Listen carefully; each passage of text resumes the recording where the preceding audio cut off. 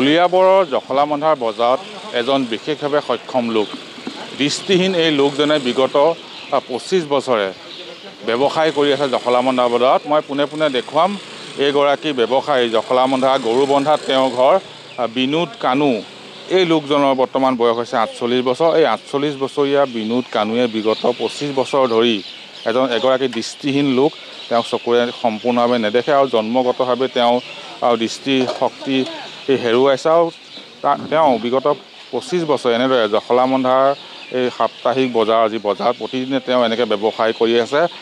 আলু পিঁয়াজ নহৰু আদাকে ধৰি বিভিন্ন মা মছলাৰ ব্যৱসায় কৰে আৰু এইগৰাকী ব্যৱসায়ীয়ে এজন দৃষ্টিহীন লোক তেওঁ এই ব্যৱসায় কৰি পৰিয়ালটো পোহপাল দিছে আৰু এনেদৰে প্ৰতিদিনে তেওঁৰ পুত্ৰই তেওঁক বজাৰত থৈ যায় আৰু তেওঁ বজাৰত ব্যৱসায় কৰি পুনৰ তেওঁৰ ঘৰৰ কোনোবা এজন সদস্যই আহি তেওঁক পুনৰ লৈ যায় আৰু তেওঁ ইতিমধ্যে 3 সন্তানৰ পিতৃ আৰু তেওঁৰ লগতে তেওঁক সহায় কৰিবলৈ তেওঁৰ পত্নীও সহযোগ কৰে। আমি দেখুৱাইছোঁ এই মুহূৰ্তত এই বিনোদ কানুৰ সৈতে তেওঁৰ পত্নী সৰিতা কানু উপস্থিত আছে আৰু কিয়নো তেওঁ হাতৰে স্পৰ্শ কৰি সকলো জানে কোনটো বেগত কি সামগ্ৰী আছে, সেয়া জলকীয়াই হওক বা মছলাই হওক বা হালধিয়ে হওক বা নহৰু আলু যি সামগ্ৰী তেওঁ বিক্ৰী কৰে তেওঁ হাতৰে স্পৰ্শ কৰিয়ে ধৰিব পাৰে আৰু সেইদৰে পাল্লাত তেওঁ সেই দগাসমূহ স্পৰ্শ কৰিয়ে তেওঁ জুখিব পাৰে।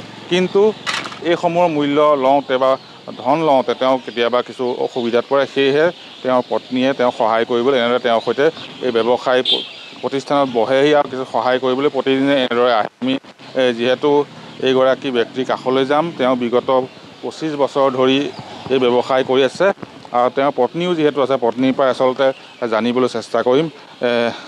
আপোনাৰ স্বামীৰ কি নাম? তেওঁ বিনোদ কানু। কেতিয়াৰ পৰা ব্যৱসায় কৰি আছে? 25 বছৰৰ পৰা। কেনেকৈ তেওঁ চকুৰে সৰুৰ পৰাই নেদেখে? সৰুৰ পৰাই নেদেখে। বিয়া হোৱাৰ পৰাতো দোকানত ময়ে থাকোঁ, সৰু কেঁচুৱালৈ কৰি আছিলোঁ। এতিয়া ল'ৰা ডাঙৰ হোৱাৰ পৰা অকণমান ল'ৰাই আহে, কেতিয়াবা মই আহোঁ পঢ়া। বস্তুবোৰ চিনি পায় বা নিজে লগাই যে সেইটো কাৰণে চিনি পায় আৰু নলগালে চিনি নাপাব। জলকীয়া গুড়ি কেনেকৈ চিনি পায়? মানে নিজে লগাইছে যে হাতেৰে চুব আৰু নিজে মানে বেলেগ মানুহ লগালে নাপাব চিনি। আহিবলগীয়া হৈছে, অসুবিধাটো কিহত হয়? পইচা আৰু মালৰ কেতিয়াবা এইটো দিব হ'লে বেলেগ দি দিয়ে, সেইটো কাৰণে অহাবলগীয়া হয়। আপুনি প্ৰতিদিনে আহে? প্ৰতিদিনে মই আহোঁ, ল'ৰা আহে। নিশ্চয়কৈ তেওঁ পত্নী প্ৰতিদিনে ইয়ালৈ আহে তেওঁক সহায় কৰিবলৈ আৰু এইগৰাকী ব্যক্তিয়ে বিগত 25 বছৰ ধৰি ব্যৱসায় কৰিছে। আমি আপোনাৰ পৰাও জানিম যে আপোনাৰ দৃষ্টিশক্তি কেতিয়া বনায়, মানে আপুনি চকুৰে নেদেখা কেতিয়া পাব? 15 বছৰ হৈ গ'ল। সৰুৰ পৰা দেখিছিলে নাই? সৰুৰ পৰা অলপ চাই আছিলোঁ, মানে চাইকেল চলাই আছিলোঁ। আজি 15 বছৰৰ পৰা চকুৰ পাৱাৰ বেছি চব কমি গ'ল। কৰিছিলে নেপালত বোলে নহ'ব, জন্মৰ আছে নহ'ব। নাই, সেইটো মানে আইডিয়াত মানে এটা আইডিয়া হৈ গ'ল। মানে এই দগাটো হয়, এই নহৰুটো ইয়াত লগালোঁ, এই নহৰুটো মই ক'ল পাৰিম, এইটো নহৰু হয়। এই মছলা লগালোঁ, মছলাটো ক'ল পাৰিম, মই লগালে ক'ল পাৰিম। বেলেগে যদি আঁতৰ কৰি দিয়ে সেইটো মই দিব নোৱাৰিম। ক'ত থৈছে মই বিচাৰি নাপাওঁ। দগাবোৰ মানে এইটো এটা আইডিয়া হৈ গৈছে। এইটো হ'লে আধা কেজি 1 কেজি হ'লে 1 কেজি মানে এনেকৈ আইডিয়া এটা হৈ গ'ল। ঘৰত আপোনাৰ কোন কোন আছে? ল'ৰা আছে দুটাত, এটা ছোৱালী। ল'ৰা হ'ল আপোনাৰ 15 বছৰ, ছোৱালী হ'ল 9 বছৰ। পঢ়া শুনা কৰি আছে। আপোনাৰ বজাৰলৈ কেনেকৈ আহে? ৰাতিপুৱা থৈ যায় ল'ৰা। ক'ত বজাৰ বহে আপুনি? জখলাবন্ধাতে চব দিনে বহোঁ, বেলেগত নাযাওঁ। বুঢ়াপাৰ একদিন যাওঁ, খালি শনিবাৰ সপ্তাহত। চৰকাৰী সা সুবিধা একো পোৱা নাই। পাই আছিলোঁ, মানে এইটো 2 মাহৰ পৰা আজি কাটি থৈছে। পাই আছিলে এইটো অনুদানত সোমাইছিলে, আমাৰ বিকলাংগ পইচাটো অনুদানত সোমাইছে, অনুদানটো কাটি দিছে। প্ৰতি মাহে পাই আছিলোঁ। আজি 2 মাহ হৈ গ'ল। আজি কালি 10 তাৰিখ নহয়, 2 মাহ হৈ গ'ল। তাৰ বাহিৰে চৰকাৰী বেলেগ সুবিধা পাইছে? খালি ঘৰ দিছে আৰু একো নাই। আপোনাৰ পত্নীয়ে পাই আছিলে, এইটো কাটি থৈছে। কিয় কাটিলে জানো এতিয়া। ৰেচন কাৰ্ড আছে। ঘৰ চলিবলৈ উপাৰ্জন হৈছে নাই, ঘৰটো নচলে আৰু যাৰ তাৰ পৰা আজি ল'লে কালি মিলাই দিওঁ তাক, তাৰ পৰা আজি ধাৰ ল'লে কালিৰ পৰা মিলাই দিওঁ, হ'লে নহ'লে। কিমান বছৰ হ'ল ব্যৱসায় কৰি থকা? 25 বছৰ। কি বস্তু বিক্ৰী কৰে আপুনি? আলু পিঁয়াজ নহৰু মছলা, এইটোৱে। অসুবিধা নহয়নে পইচা পাতি লওঁতে? অসুবিধাটো হয়, কিছুমান কেতিয়াবা ঠগি লৈ গুচি যায়। পইচা নিদিয়াকৈ বস্তু নিছেনে কোনোবাই? অঁ, কয় কি বস্তু লৈ যায়, বেগ বোলে আনি দি আছোঁ বজাৰ কৰি, বেগ লৈ যায় নিদিয়ে পইচা। তাক চিনি পায়, এতিয়া চিনিয়ে নাপাওঁ। এতিয়া মানুহটো যদি আগপিন্ধি গুচিও গ'লে কিন্তু চিনি নাপাল। এটা মানুহ 100 টকা দি পেলাই মই 500 টকা বুলি ৰাখি পেলাই তেওঁক 400 মই ঘূৰাই দিছোঁ, পইচাটো লৈ গুচি গ'ল, নিদিলে। কেতনা চৰকাৰক কিবা ক'ব নেকি? আৰু কিবা পোৱাৰ আশা আছে নেকি? পোৱাৰ আশা মানে আৰু আমাক কিবা সুবিধা দিলেতো আৰু চৰকাৰে ভালেই, চলিবলৈ সুবিধা আছে। আৰু এটা বজাৰত এটা ৰুমো পোৱা নাই আজিলৈকে। নাই।